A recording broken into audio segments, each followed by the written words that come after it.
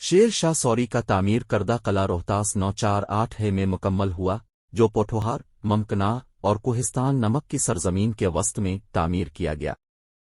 اس کے ایک طرف نالا کس، دوسری طرف نالا گین اور تیسری طرف گہری کھائیاں اور گھنے جنگل ہیں۔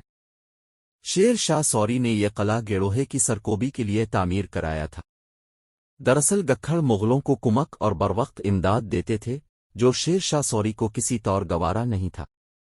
جب یہ قلعہ کسی حد تک مکمل ہو گیا تو شیر شاہ سوری نے کہا کہ آج میں نے گیڑوہے کی پیٹھ میں چھرا گھونپ دیا ہے۔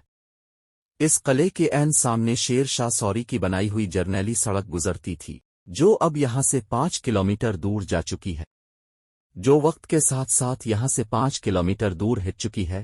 قلعہ روہتاس دوسرے قلعوں سے ہٹ کر قلعہ روہتاس کی تعمیر چھوٹی اینٹ کی بجائے دیو ہیکل پتھروں سے کی گئی ہے۔ ان بڑے بڑے پتھروں کو بلندیوں پر نصب دیکھ کر عقل دنگ رہ جاتی ہے۔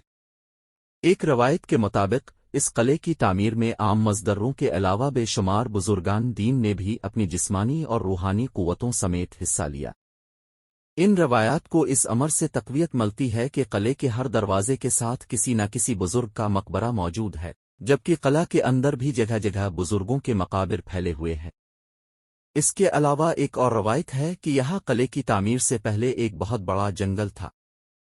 شیر شاہ سوری کا جب یہاں گزر ہوا تو یہاں پر رہنے والے ایک صوفی بزرگ سید میرا ابراہیم رحمۃ اللہ نے شیر شاہ سوری کو یہاں قلعہ تعمیر کرنے کی ہدایت دی۔